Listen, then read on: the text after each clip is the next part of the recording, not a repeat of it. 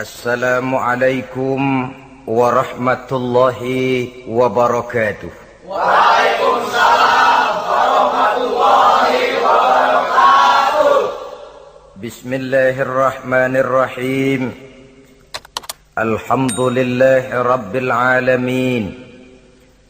Wal aqibatu lil muttaqin. Wala udwana illa 'alal zalimin. والصلاة والسلام على أشرف الأنبياء والمرسلين إمام المتقين سيد الغر المحجلين وعلى آله وأصحابه المجاهدين الطاهرين أما بعد. Saudara-saudara kaum muslimin rahimakumullah. Nabi Musa alaihi salam adalah salah seorang nabi yang termasuk di dalam kelompok ulul azmi, 5 di antara yang terbesar. Beliau mendapat gelar kalimullah, artinya rasul yang pernah diajak dialog langsung oleh Allah subhanahu wa ta'ala. Seperti yang kita maklum bahwa di zaman Nabi Yusuf alaihi salam, beliau membawa serta seluruh keluarganya untuk tinggal di Mesir. Maka berkembang biaklah keturunan Bani Israel di tanah Mesir. Sampai di zaman pemerintahan Ramses II, yang merasa khawatir dengan semakin banyaknya keturunan Bani Israel di Mesir akan menghancurkan kekuasaan daripada kerajaannya. Ramses II inilah yang kita kenal sebagai Fir'aun di zaman Nabi Musa alaihi salam. Maka terjadilah kemudian kebijaksanaan yang tidak bijaksana. Orang-orang tua dari Bani Israel dikerjakan secara paksa, membangun bangunan-bangunan mercusuar. Kemudian bayi-bayi dari Bani Israel dibunuh. Orang tuanya disuruh kerja paksa, bayi laki-lakinya dibunuh. Dengan target agar Bani Israel hapus dari permukaan bumi ini. Tetapi kehendak Allah pasti juga akan terjadi. Maka lahirlah Nabi Musa alaihi salam, yang kelahirannya disembunyikan oleh orang tuanya dari pengetahuan umum. Namun bagaimanapun disembunyikan, kekhawatiran itu datang juga di hati ibu Nabi Musa alaihi salam. Allah kemudian memberikan ilham kepada ibu daripada Nabi Musa. Masukkan anakmu ke dalam satu peti, hanyutkan di sungai Nil. Itu dilakukan oleh ibu Nabi Musa alaihi salam. Dimasukkannya bayi Musa ini ke dalam peti, ditutup rapat, dihanyutkan di sungai Nil. Kemudian ibu tadi memerintahkan saudara perempuannya untuk mengikuti kemana peti ini hanyut di bawah arus sungai Nil. Adapun peti ini kemudian hanyut dibawa oleh arus sungai Nil, memasuki istana Fir'aun. Maka permaisuri atau istri daripada Fir'aun melihat peti hanyut itu, diperintahkan tentaranya untuk mengambil peti tadi. Manakala peti terbuka, berisi seorang bayi laki-laki yang sangat mungil, sangat gembiralah istri daripada Fir'aun. Diusulkannya kepada suaminya agar bayi laki-laki tadi diambil saja, dijadikan sebagai anak angkat, dipelihara dan dibesarkan dalam istana. Fir'aun menerima usul daripada istrinya. Maka sejak saat itu dijaga, dipelihara dan dibesarkanlah Nabi Musa alaihi salam di lingkungan istana Fir'aun laknatullah alaihi. Begitulah ia memasuki masa remajanya, tumbuh sebagai anak angkat daripada Fir'aun dengan segala fasilitas yang serba cukup di dalam istana Fir'aun. Sampai pada masanya di mana ia kemudian menyadari bahwa ia sebenarnya bukan dari keturunan orang-orang Mesir, tapi berasal dari keturunan Bani Israel. Sehingga satu hari ketika ia keluar dari istana, ia bertemu dengan orang yang sedang bertengkar. Satu dari keturunan Bani Israel, satu lagi dari orang Mesir. Musa membantu orang Israel ini melerai perkelahian, tapi kemudian Nabi Musa memukul orang Mesir tadi, dan memang hebat, sekali pukul mati. Saudara-saudara, tidak sengaja Nabi Musa itu hanya memukul, memberikan peringatan, tapi mati. Ini disembunyikan oleh Nabi Musa, tapi bagaimanapun disembunyikannya, akhirnya toh tahu. Apalagi Fir'aun sejak awal memang sudah mendapat firasat.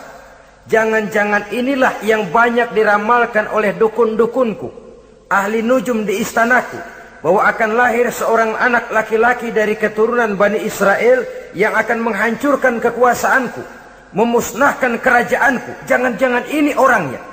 Sejak hari pertama menemukan bayi Musa, Fir'aun sudah punya firasat ke arah itu. Tapi karena kalah oleh desakan istrinya, maka diterimalah Musa untuk dibesarkan di dalam lingkungan istana. Sehingga akhirnya oleh karena perasaan bersalah ini, Nabi Musa melarikan diri. Melarikan diri dari istana Fir'aun. Setelah nyata-nyata bahwa dia memang keturunan Bani Israel. Melarikan dirilah Nabi Musa alaihi salam keluar dari Mesir menuju negeri Madian. Di dalam pengembaraannya, saudara-saudara, di satu lembah, Nabi Musa ketika itu belum menjadi nabi. Pemuda Musa ketika itu sedang beristirahat. Dari kejauhan dilihatnya orang sedang berdesak-desakan. Rupanya adalah pengembala-pengembala kambing yang akan mengambil air dari dalam sumur. Mereka berdesak-desakan, berebut karena sumur cuma satu, yang ngambil air kelewat banyak. Di antara desakan-desakan orang itu, Nabi Musa melihat dua orang wanita, kakak beradik, minggir saja, tidak ikut berdesak-desakan. Nabi Musa menghampiri dua wanita tadi. Kamu sedang apa di sini? Kami sebenarnya ingin mengambil air. Kenapa tidak ikut berdesak-desakan? Itulah soalnya. Mereka laki-laki semua, gagah perkasa pula. Kalau kami ikut berdesak-desakan, bagaimana jadinya kami? Biarlah kami mengalah, menunggu sampai mereka selesai semuanya, baru kami akan mengambil air. Mengertilah Nabi Musa bahwa wanita kakak beradik ini demikian halus akhlaknya. Gak mau berdesak-desakan sama orang laki. Budi pekertinya sedemikian luhur. Tungguin aja dah, ntar juga beres. Kalau semua udah kan pada minggir, kita nggak pakai berdesak-desakan. Saudara hadirin, menyadari kodrat kewanitaannya,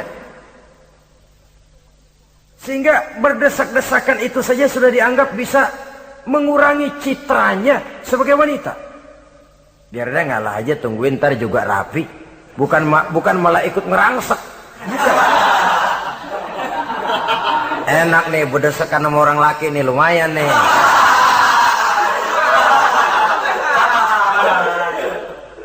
Sepintas itu saja sudah cukup bagi Nabi Musa, pemuda Musa, untuk menilai akhlak daripada wanita itu tadi. Oh, kalau kamu nunggu begini aja lama, kata Nabi Musa. Sudah, sini saya tolongin. Diambil embernya, Nabi Musa ikut berdesakan. Karena Nabi Musa memang kuat badannya, gak lama sudah dapat air. Sodorkan ke sana. Si wanita segera tahu bahwa pemuda ini begitu baik budi pekertinya, mau menolong orang yang dalam kesusahan. Akhirnya, bagaimana kalau kamu ikut saja ke rumah saya?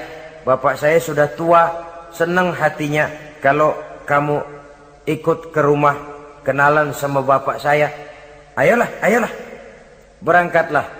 Dalam perjalanan, si wanita ini berjalan duluan, Nabi Musa di belakang. Kemudian Nabi Musa bilang, sebentar, saya duluan, kamu belakangan. Kenapa rupanya? Angin nakal bertiup menghembus pakaian si wanita, sehingga memberikan gambaran yang agak jelas tentang warna, bentuk, postur badan si wanita itu tadi. Sekarang Musa yang menunjukkan budi pekerti yang luhur. Gak mentang-mentang ditiup angin, nah mumpung nih.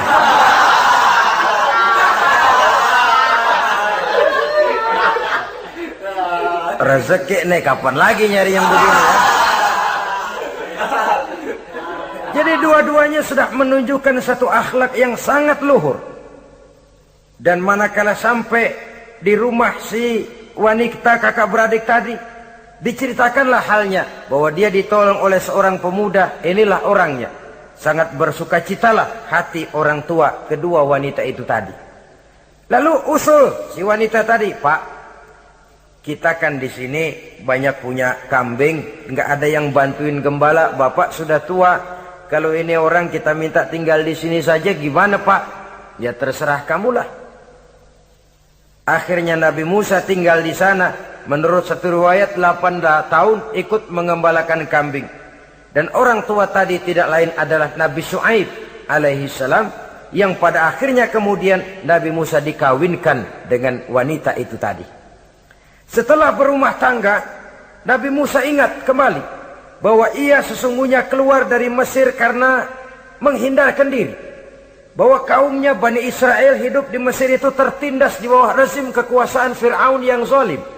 Dikerjakan secara paksa. Wanita dipermalukan. Bayi-bayi laki-laki dibunuh. Tergerak hatinya. Dia sudah enak. Punya mertua bijaksana. Punya istri cantik. Hidup tenang sebagai pengembala kambing. Tapi nurani kebangsaannya berontak. Saya tidak boleh bersenang-senang sementara bangsa saya ditindas. Saya tidak boleh menari di atas bangkai saudara saya. Saya tidak boleh tersenyum di atas penderitaan saudara-saudara saya. Saudara-saudara saya Bani Israel merintih di bawah penindasan Fir'aun. Saya harus membebaskan mereka. Diceritakanlah hal ini kepada mertuanya. Wah, kalau pakai bahasa mertua, saya mau kembali ke Mesir. Untuk apa Musa? Untuk menyelamatkan saudara-saudara saya Bani Israel yang masih dalam cengkraman kezaliman rezim Fir'aun. Saya harus membebaskan mereka. Ya kalau memang itu tekadmu nak, berangkatlah. Bapak mengiringimu dengan doa. Berangkatlah Nabi Musa bersama istrinya. Sampai ketika beliau sedang istirahat di satu lembah, dari kejauhan beliau melihat ada api menyala. Beliau berkata kepada istrinya, kau tunggu di sini. Tidak lama saya akan kembali. Saya akan menghampiri api itu. Berangkat Nabi Musa ke arah api menyala tadi. Makin didekati makin terang sinarnya. Sampai kemudian terdengar suara, ya Musa, inni ana rabbuka fakhla' na'laik. Innaka bilwadil muqaddasi tuwa wa ana akhtartuka fastami' lima yuha. Wahai Musa, akulah Tuhanmu. Bukalah terompahmu. Sesungguhnya engkau berada di satu lembah yang disucikan bernama lembah tua. Aku telah memilihmu Musa, dan sekarang dengarlah apa yang diwahyukan kepadamu. Pada saat itulah turun wahyu pertama, dan resmilah sudah Nabi Musa diangkat menjadi Rasul oleh Allah subhanahu wa ta'ala. Di satu lembah di Bukit Tursina. Apa wahyu yang pertama turun? Bunyinya, innani anallah, la ilaha illa ana fa'budni. Sesungguhnya aku inilah adalah benar-benar Tuhanmu. Tidak ada Allah selain daripada aku. Maka hendaklah engkau hanya beribadah menyembah kepadaku. Ini umum saudara. Semua Rasul yang diutus Allah, inilah ajaran prinsipnya. Anallah, la ilaha illa ana. Akulah Allah Tuhanmu. Tidak ada Tuhan lain selain Allah. Semua Rasul membawa ajaran ini. Oleh sebab itu, bukan hanya sekadar percaya kepada Tuhan saja yang penting. Sudahlah, pokoknya kan percaya kepada Tuhan. Iya, Tuhan yang mana?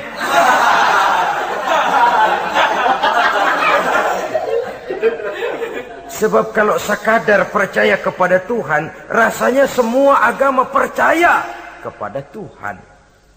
Begitulah orang Hindu percaya kepada Tuhan, tapi Tuhan menurut mereka Trimurti, Wisnu, Shiva, Brahma. Orang Buddha percaya kepada Tuhan, tapi Tuhan dalam pandangan mereka ada Tuhan kecil Hinayana, ada Tuhan besar Mahayana. Orang Majusi juga percaya kepada Tuhan, tapi Tuhan dalam pandangan mereka ada Tuhan kebaikan namanya Ahriman, ada Tuhan kejahatan namanya Ahura Mazda. Orang Nasrani juga percaya kepada Tuhan, tapi Tuhan kata mereka dalam bentuk Trinitas. Tuhan Anak, Tuhan Bapa, Ruhul Kudus. Ini semua Tuhan dalam pandangan mereka. Jadi kalau sekadar percaya kepada Tuhan, percaya kepada Tuhan, percaya kepada Tuhan, Tuhan yang mana? Itu yang prinsip. Itu yang prinsip. Sebab salah kita dalam mempercayai Tuhan, kita akan terjebak ke dalam penyakit. Kalau tidak kufur, syirik. Dan dua-dua itu bapak moyangnya dosa.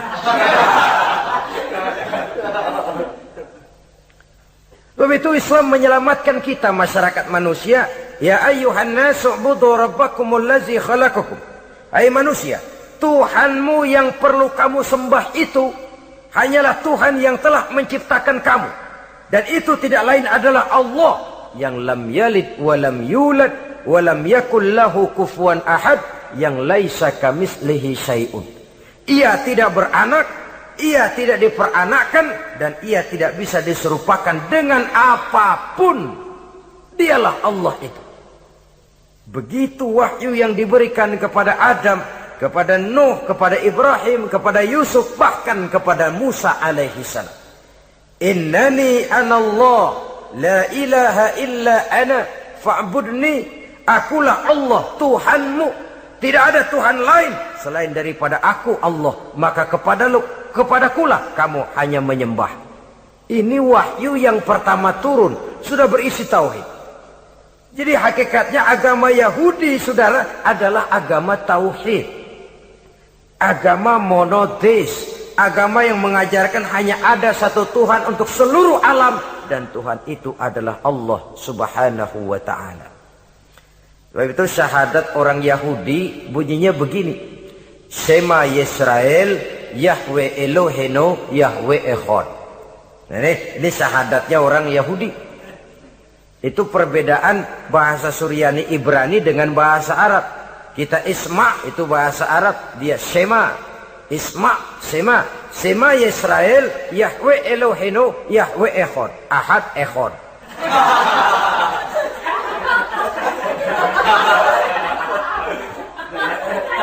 Maksudnya jelas. Shema Yisrael, Yahweh Elohenu, Yahweh Echad. Dengarlah hai Israel, Tuhan kita ialah Tuhan yang Esa. Yahweh kata mereka, Tuhan kita ialah Tuhan yang Esa. Esa tunggal, tidak beranak, tidak diperanakan. Kalau masih beranak, masih diperanakan, jangan Esa disebut, sebab dia masih berbilang. Dan maha suci Allah daripada sifat berbilang. Jadi asas dari seluruh misi yang dibawa oleh Rasul yang 25 itu sama, tauhid inti ajarannya. Setelah tauhid, wa aqimis sholata li zikri, dan dirikanlah solat untuk mengingat aku. Jadi solat pun diwajibkan kepada Nabi Musa. Cuma teknisnya yang berbeda. Bagaimana solat di zaman Nabi Musa, bagaimana solat di zaman Nabi Sulaiman, bagaimana solat di zaman Nabi Muhammad. Prinsipnya sama, solat. Teknisnya yang berbeda. Di zaman Nabi Sulaiman, konon solat itu tidak pakai ruku, tidak pakai sujud, diri saja. Makanya Nabi Sulaiman itu menurut riwayat meninggalnya dalam posisi berdiri. Artinya apa? Dalam keadaan solat beliau itu. Bukan diri ngejedek kayak kita nungguin bus, bukan.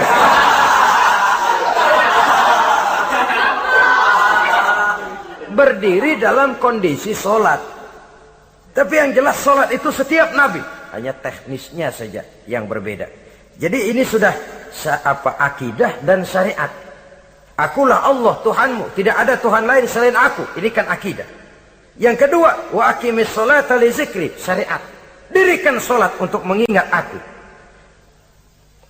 Inna sa'ata atiyatun, sesungguhnya kiamat itu pasti akan datang. Ini juga sudah urusan beriman, percaya kepada yang gaib.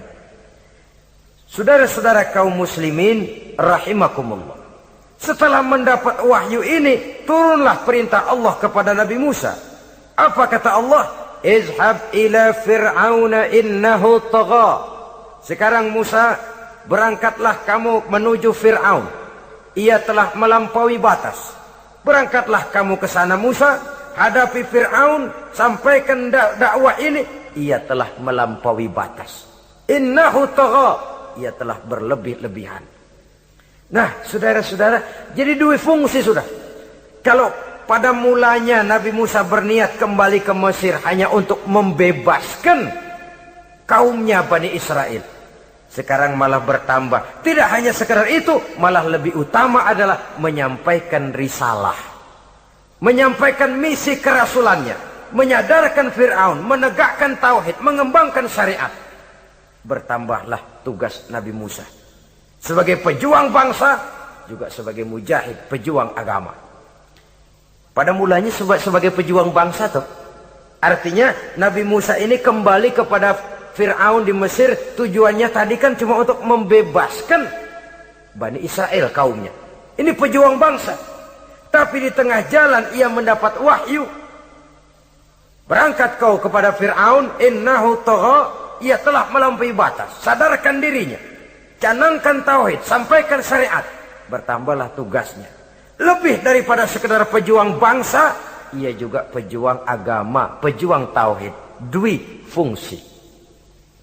Kadang-kadang ada pejuang agama, tapi tidak pejuang bangsa. Kadang-kadang ada pejuang bangsa, tapi tidak pejuang agama. Nah, saudara-saudara kaum muslimin rahimakumullah, idealnya ya kedua-duanya. Ya pejuang agama, ya pejuang bangsa juga. Mendapat tugas seperti ini, apa permohonan Nabi Musa alaihi salam?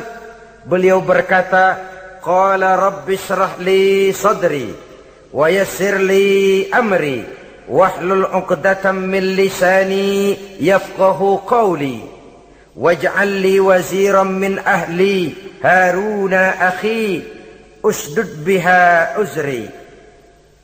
Ini permohonan Nabi Musa ketika dilantik menjadi rasul, diberikan tugas, berangkat kau ke Mesir, sampaikan risalah ini kepada Fir'aun karena ia telah melampaui batas. Apa permohonan Nabi Musa? Rabbi syrah li sadri, ya Allah, lapangkan hati saya. Wa yassir li amri, mudahkan urusan saya.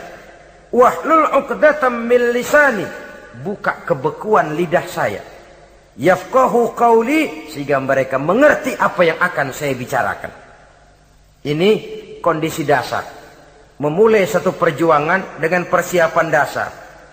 Apa permohonan pertama? Isyrah li sadri, lapangkan jiwa saya. Menghadapi musuh dengan jiwa yang lapang itu penting. Kalau kita menghadapi musuh dengan jiwa yang sempit, kita sudah kalah sebelum perang. Menghadapi musuh dengan jiwa yang lapang, artinya masih berharap kalau dia mau mengikuti ajaran ini. Jadi pada tahap pertama itu datang bukan sebagai orang yang mau membasmi, tapi sebagai orang yang mau menyelamatkan. Ini perlu jiwa yang lapang. Sebab dakwah Nabi Musa itu kan pertama menyadarkan Fir'aun dulu. Nanti akan kita lihat setelah disadarkan dengan kata-kata, tidak kena juga dengan bukti berupa mukjizat. Masih bandel juga. Musa mohon supaya dikirim bencana.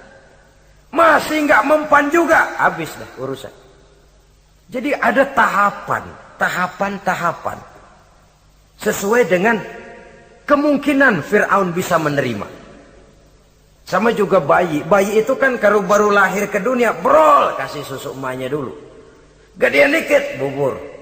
Gedean lagi, nasi uleg dah. Udah gede betul, nasi. Udah gede banget, jengkol jijelin.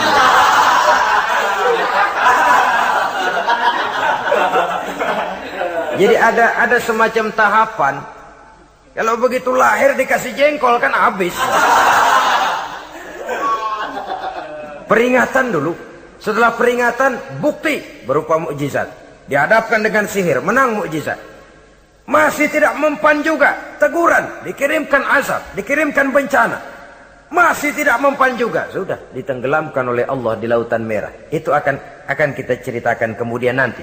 Jadi apa yang diminta oleh Nabi Musa, ya Allah, lapangkan hati saya menghadapi Fir'aun ini. Fir'aun CS, Fir'aun, Haman, dan lain-lain. Dan jangan lupa Fir'aun itu cuma ya hakikat, tapi juga simbol. Hakikatnya memang ada yang namanya Fir'aun itu. Simbol karena Fir'aun selalu berkembang. Di setiap zaman, di setiap tempat, Fir'aun selalu ada. Cuma liciknya Fir'aun ini kemana dia pindah, ke situ dia ganti nama. Orang sering lupa. Padahal isinya Fir'aun. Namanya bisa Hitler, namanya bisa Mussolini, namanya bisa Stalin. Tapi isinya Fir'aun. Kemana dia tinggal, di situ dia ganti nama. Simbol dari kekuasaan yang terlepas dari kontrol iman. Simbol dari kekuasaan yang menyebabkan orang lupa diri dan lupa daratan. Dan sebenarnya mah Fir'aun mulanya cuma raja tuh. Raja doangan dia. Cuman kelamaan jadi raja, kagak mau turun-turun. Akhirnya dia menganggap tidak ada yang lebih tinggi daripadanya. Apalagi ketika Nabi Musa datang mengajarkan ada Tuhan lain, yaitu ada Tuhan yang sebenarnya, yaitu Allah. Lah Fir'aun sampai kepada puncak kekurang ajarannya, memproklamirkan diri sebagai Tuhan. Ana rabbukumul a'la. Bukan karena kebodohannya sebenarnya, tapi karena gengsi kekuasaannya. Nah ini, gengsi kekuasaan ini sering menyebabkan orang overacting. Fir'aun bukan bodoh, bukan. Fir'aun bukan tidak tahu kalau Musa itu benar, tahu. Fir'aun bukan tidak ngerti kalau itu mukjizat, sihir kalah, tahu. Tapi gengsi kekuasaan. Gua kan raja, masa di depan rakyat tunduk sama Musa? Gengsi dong.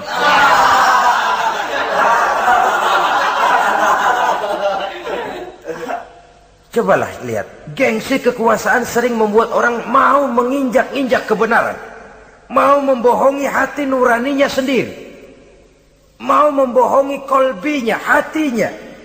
Padahal itu sudah, orang kalau sudah hatinya sendiri dibohongin, apalagi orang lain, sudah manusia paling kejam itu. Cuma karena gengsi kekuasaan saja.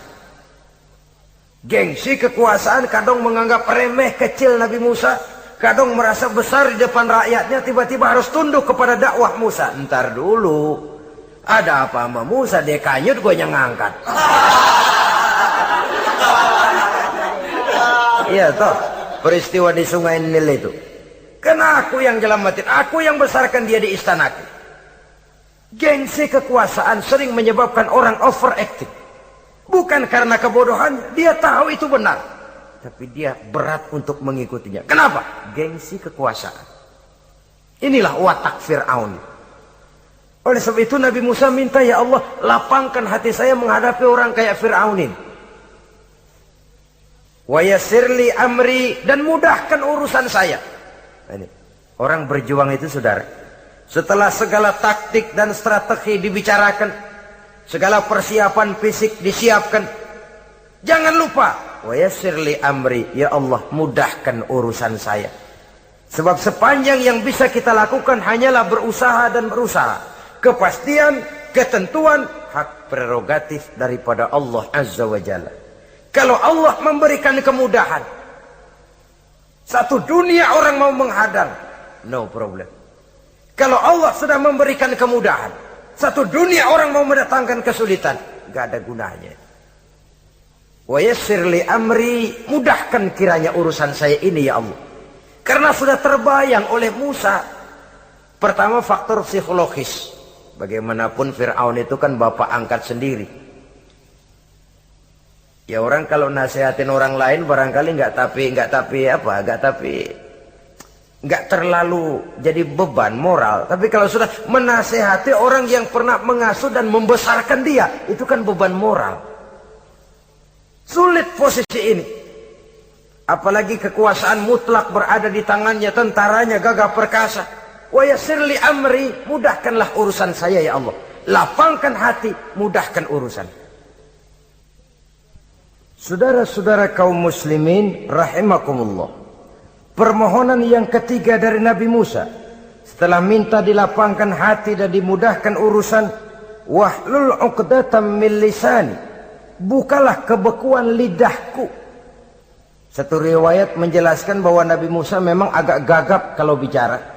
Riwayat lain menjelaskan bahwa beliau agak sedikit cadel. Tapi yang jelas, minta agar dibukakan kebekuan lidah. Ini mengandung satu pelajaran. bahwa cara menyampaikan sesuatu akan sangat menentukan sesuatu itu sendiri.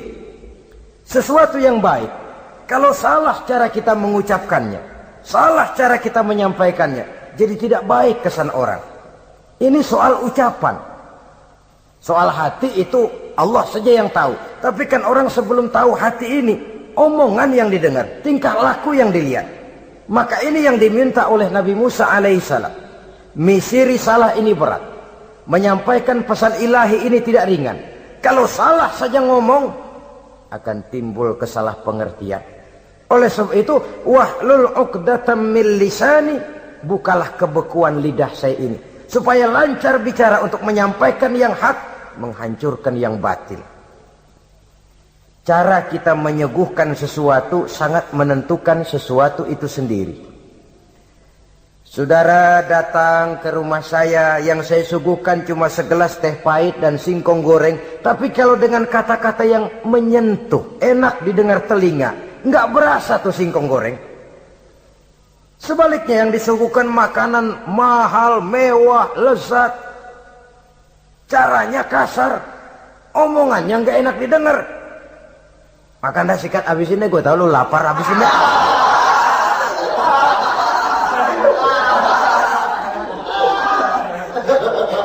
Rasanya biar lapar juga nahan juga gitu. Apa itu? Bukan makanannya yang tidak enak, bukan kita nggak doyan, bukan. Caranya itu loh, caranya. Nah, Islam ini agama yang baik. Kalau disampaikan dengan kata yang tidak baik, akan timbul, oh Islam kok gitu ya. Nah ini yang tidak diinginkan oleh Nabi Musa. Wahlul 'uqdatam min lisani. Kita begitulah dalam kehidupan ini, kadang mendengar satu ceramah bisa berurai air mata, bisa histeris, bisa gembira. Kenapa? Kepandaian orang menyampaikannya. Bicara dia 2-3 jam, rasanya baru 5 menit. Baru sebentar kok, tahu-tahu sudah selesai. Ada yang udah setengah jam, baru seperempat jam ngomong, udah rasanya udah kayak 3 jam.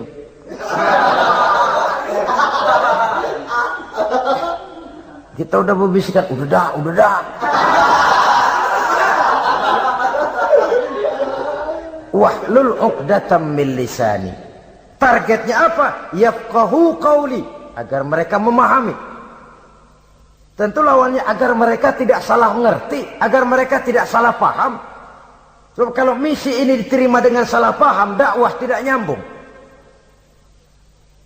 Maka ini doa banyak dibaca, diamalkan oleh orang-orang mimbar yang sering pidato. Lapang hati melihat kerumunan orang banyak, tapi nggak dak-dikduk, nggak kena demam mimbar. Udara dingin tapi keringat, baju basah.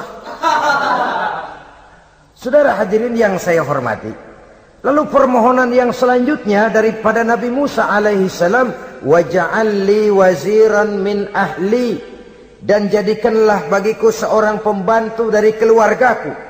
Siapa? Harun akhi, dia tidak lain adalah saudaraku Harun. Usdud biha uzri, akan saya limpahkan kepadanya segala beban-beban yang saya derita.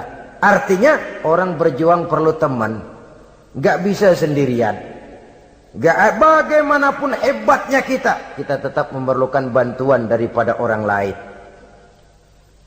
Sendiri memang lebih baik daripada berteman orang jahat. Tapi berdua lebih baik daripada sendiri. Bertiga lebih baik daripada berdua. Makin banyak, makin baik. Untuk satu persoalan yang besar, memerlukan kebersamaan. Begitulah Nabi Musa memberikan contoh. Saya tidak bisa berjuang sendiri. Saya minta dibantu oleh saudara saya Harun. Jadikan dia pembantu saya.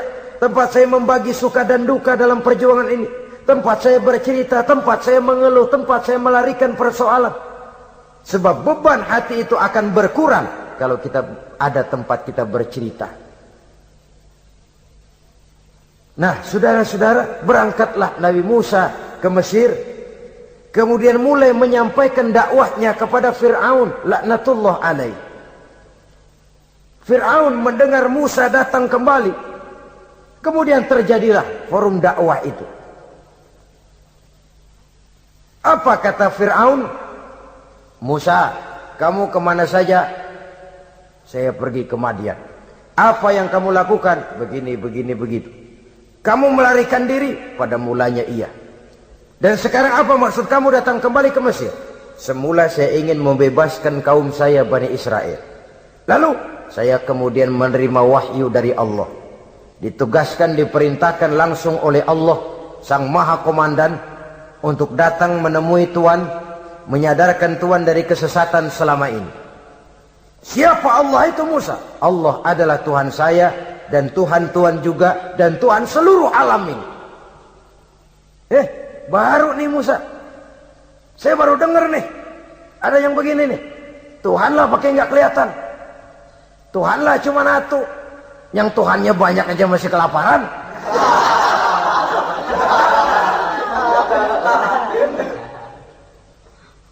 Di mana Tuhan? Tuhan saya bersemayam di aras, tempat yang sangat tinggi. Hei Haman, kata Fir'aun kepada Perdana Menterinya, bikin menara yang tinggi. Bikin rakyat kerja paksa lagi, bikin menara tinggi, naik Fir'aun ke atasnya, ngelepas panah dari atasnya. Menurut satu riwayat, panah itu ditangkap oleh malaikat, ditublaskan ke ikan, lalu dikembalikan lagi kepada Fir'aun dalam kondisi di mana panah itu berdarah. Dia tangkap lagi oleh Fir'aun, turun ke bawah, pidato di depan rakyatnya. Liatin, Tuhan Musa udah saya panah nih. Mati. Saudara hadirin yang saya hormati, dengan segala macam dalih Fir'aun mencoba mengingkari dakwah Nabi Musa alaihi salam. Baiklah Musa, andai kata kamu benar, apa buktinya? Tuhan mau apa? Kamu sanggup menandingi tukang sihir saya? Insya Allah. Ayo kumpul tukang sihir, kumpul. Kumpulkan tukang sihir, dilepaskan tali-tali kecil, berubah jadi ular mengejar Musa. Musa oleh Allah difirmankan, lemparkan tongkatmu Musa. Musa melemparkan tongkatnya. Tongkat Musa kemudian berubah menjadi ular besar yang menerkam ular-ular kecil tadi. Habis itu ular kecil ciptaan tukang sihir Fir'aun. Begitu hebat mukjizat yang diberikan Nabi Musa. Dan Fir'aun tahu itu mukjizat. Tapi dia ingkar juga. Tidak mau beriman. Sudah nyata bukti, sudah jelas saksi. Dia tetap ingkar. Akhirnya Nabi Musa berdoa memohon kepada Allah. Rabbana innaka ataita fir'auna wa mala'ahu zinatan wa amwalan fil hayatid dunya. Wahai Allah, sungguh engkau telah memberikan kepada Fir'aun dan para pembesarnya zinatan, segala macam perhiasan, wa amwalan, dan segala macam harta benda, fil hayatid dunya, di dalam kehidupan dunia ini. Rabbana liyudillu an sabilik, semuanya hanya menyebabkan mereka jadi sesat dari jalanmu. Rabbana tmis ala amwalihim, ya Allah binasakanlah mereka di dalam hartanya. Wasdud ala qulubihim, tutuplah pintu hatinya. Fala yu'minu hatta yarawul azab al-alim, mereka tidak akan beriman sampai mereka melihat azab yang sangat pedih. Sudah dibuktikan dakwah baik-baik tidak mempan. Bukti berupa mukjizat tidak kena. Sampai dikirimkan teguran berupa berbagai macam bencana, masih tidak juga beriman. Akhirnya Nabi Musa memutuskan, kalau begitu menyelamatkan kaum dululah. Kaumnya Bani Israel dibebaskan dari perbudakan. Dibawa oleh Musa keluar dari Fir'aun, dari Mesir. Dikejar oleh Fir'aun. Dalam pengejaran ini sampailah Nabi Musa di tepian Laut Merah. Buntu, depan laut, belakang tentara Fir'aun. Maju kecebur, mundur kepergok musuh. Nggak ada pilihan lain. Dalam kondisi seperti ini, Allah subhanahu wa ta'ala berfirman kepada Musa, lemparkan tongkatmu ke laut, hai Musa. Musa melemparkan tongkatnya ke laut. Terjadilah mukjizat. Laut terbelah, jalan muncul ke permukaan laut. Lewat Musa di jalan itu, Fir'aun terus mengejar. Ketika Musa sampai di tepian sebelah sana, Fir'aun masih di tengah jalan. Laut menutup kembali, hilang itu jalanan. Fir'aun dan seluruh tentaranya tenggelam di Lautan Merah. Mati. Pada saat kondisi seperti itulah Fir'aun dalam keadaan menghadapi sakaratul maut, napas cengap-cengap, hampir putus di leher, berkata dia, amantu bi Rabbi Musa wa Harun. Kalau begini mah saya juga percaya dah sama Tuhan. Percaya dah sama Tuhannya Musa dan Tuhannya Harun. Kata malaikat maut, kemarin kemana mas?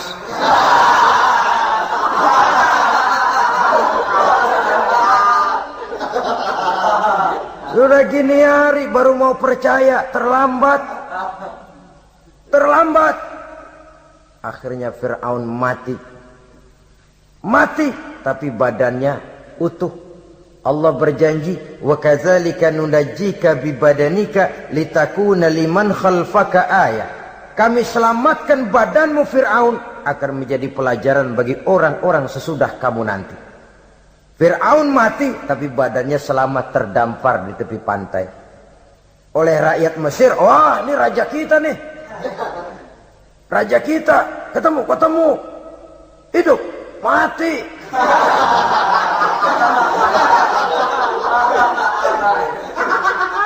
Kemudian sesuai dengan tradisi raja waktu itu, dimumilah badannya, diawetkan. Sehingga sampai sekarang, jenazah atau jasad daripada Fir'aun ini masih tersimpan dengan baik di museum negara di Mesir itu. Saudara-saudara kaum muslimin rahimakumullah.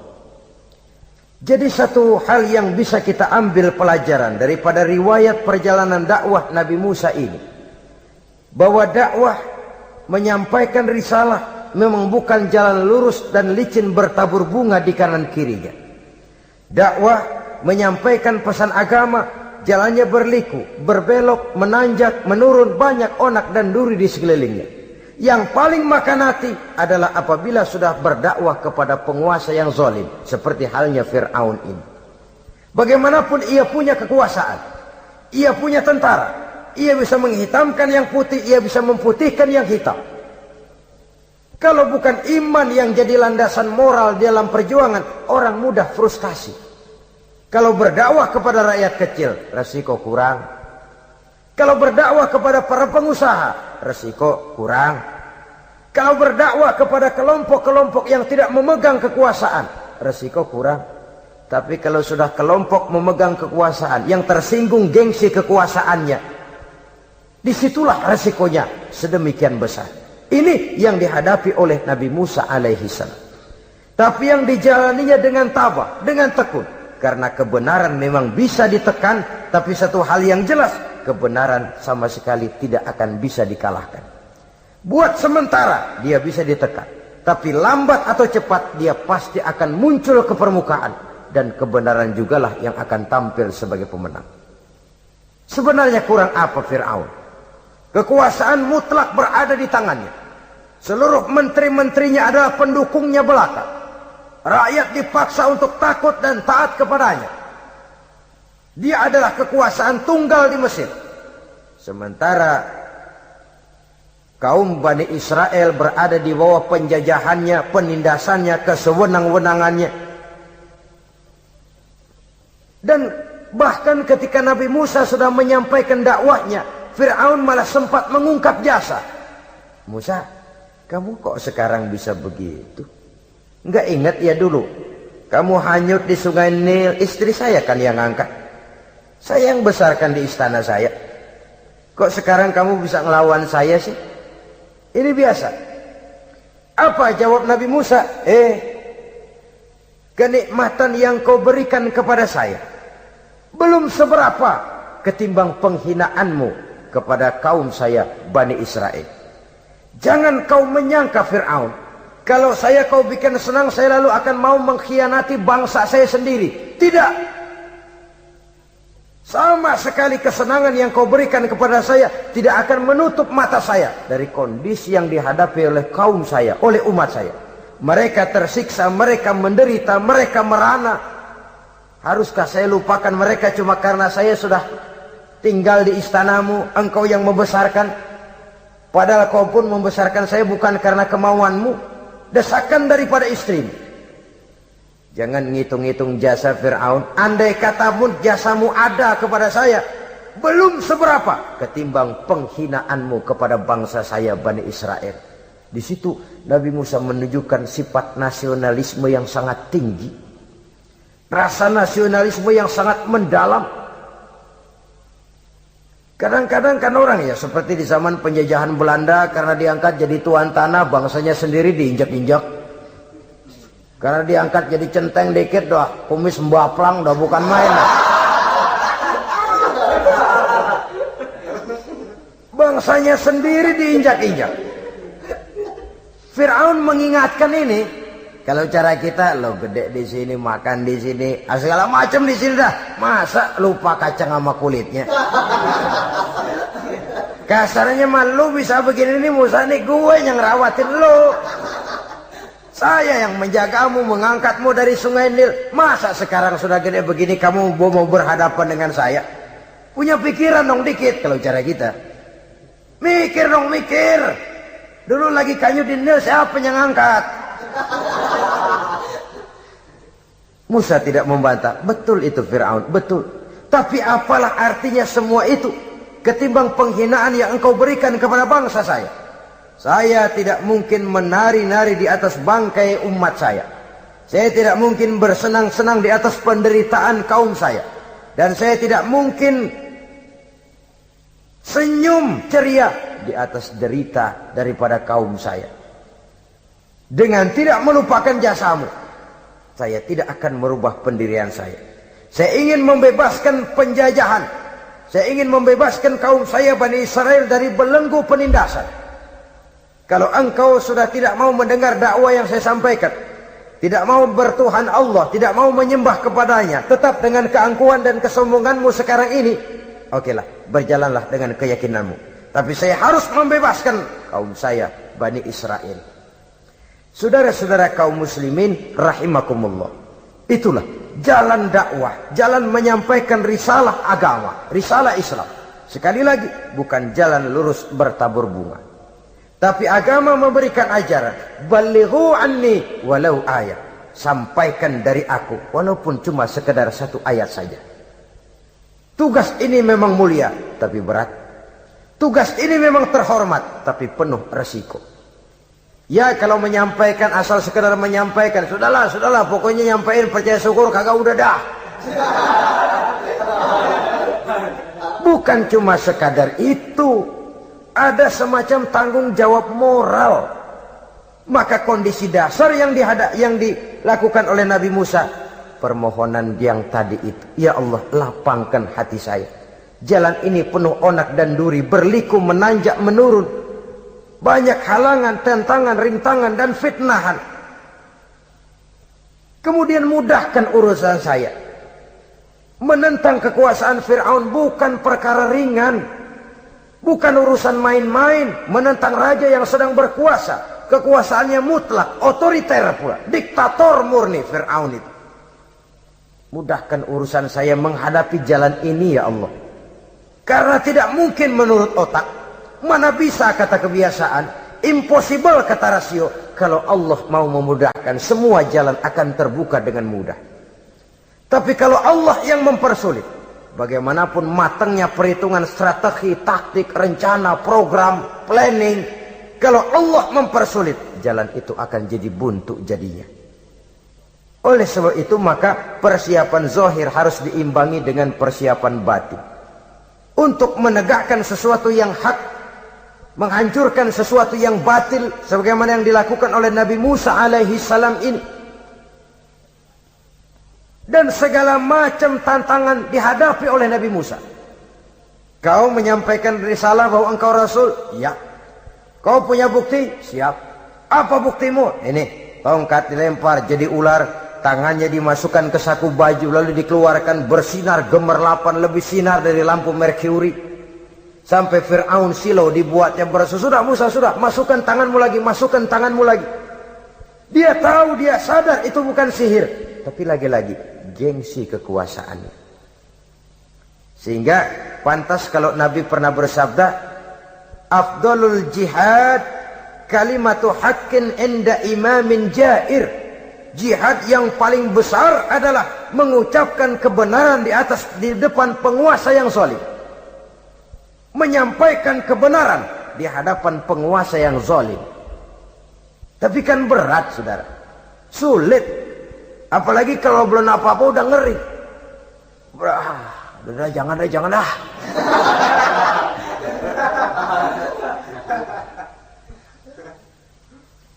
Itu sebabnya Ishrah li sadri, lapangkan hati saya.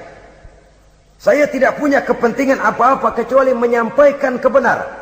Kalau sudah ada kepentingan pribadi, itu yang sering jadi handicap. Itu yang sering jadi jurang pemisah antara kita dengan orang yang akan kita sampaikan kebenaran tadi. Saudara-saudara kaum muslimin rahimakumullah, maka terasa benar relevannya doa yang diajarkan oleh Rasul kepada kita. Allahumma arinal haqqa haqqa warzuqna ittiba'ah wa arinal batila batilan warzuqna ijtinabah. Ya Allah, tunjukkan kepada saya bahwa yang benar itu benar, berikan saya kekuatan untuk mengikutinya. Ya Allah, tunjukkan kepada saya bahwa yang salah itu salah, berikan saya kekuatan menghindarinya. Kenapa? Orang sering tahu bahwa itu benar, tapi tidak berdaya mengikutinya. Seperti Fir'aun, tahu bahwa Musa itu benar. Abu Jahal, Abu Lahab juga tahu bahwa Nabi Muhammad itu benar. Abrahat juga tahu bahwa Nabi Ibrahim itu benar. Namrus juga tahu Ibrahim itu benar. Tapi mereka tidak berdaya mengikuti kebenaran karena gengsi kekuasaannya. Kadang kita tahu bahwa itu salah. Salah itu. Tapi karena dilakukan oleh orang yang punya kekuasaan, kita lalu tidak berdaya menghindarinya. Malah terjebak ikut-ikutan salah. Lalu menghibur-hibur diri. Sudahlah, tak ada gading yang tak retak. Bukankah dengan demikian kita sudah melegimitir kesalahan? Tahu bahwa itu benar dan mampu mengikutinya, itu nikmat. Tapi tahu itu benar namun tidak berdaya mengikutinya, itu mendatangkan siksaan batin. Tahu itu salah dan mampu menegur, itu nikmat. Tahu bahwa itu salah tapi larut ikut salah, nimbrung dalam kesalahan, itu mendatangkan tekanan batin. Jadi tahu kebenaran itu penting, tapi terketuk hati mengikuti kebenaran itu jauh lebih penting. Semua kita tahu Islam itu benar, tapi semua yang tahu Islam itu benar maukah mengikuti ajaran Islam? Tidak. Tidak. Semua orang tahu kalau judi itu batil. Hatta penjudi yang paling kakap pun mesti tahu kalau itu batil, itu tidak baik. Tapi dia tidak berdaya untuk menghindarkannya. Terjebak ke dalam penyakit itu tadi.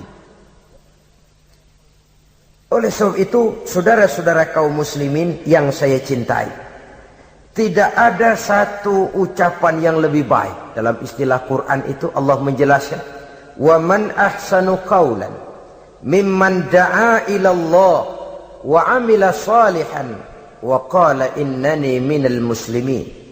Ucapan siapakah yang lebih baik dalam hidup ini selain daripada mimman da'a ila Allah, selain daripada ucapan orang-orang yang menyeru ke jalan Allah, orang-orang yang menyadarkan kepada agama, ini jalan Allah, mari ikuti, itu jalan setan, mari tinggalkan. Wa amila salihan, tidak cukup sekedar berdakwah mengajak orang ke jalan Allah, dia juga beramal soleh. Dia bangun rumah sakit, dia bangun madrasah, dia bangun masjid, dia makmurkan majlis taklim, dia santuni yatim piatu. Wa qala innani minal muslimin, seraya berkata, saya termasuk orang yang berserah diri kepada Allah. Da'a ila Allah wa amila salihan wa qala innani minal muslimin. Menyerukan manusia ke jalan Allah, beramal soleh, dakwah bil hal kata orang sekarang. Kemudian mereka pada akhirnya berkata, kami adalah sekelompok orang-orang yang sudah berserah diri kepada Allah.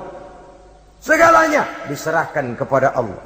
Lahirlah kedamaian rohani, ketegaran pribadi, ketentraman batin di dalam dia melaksanakan tugasnya.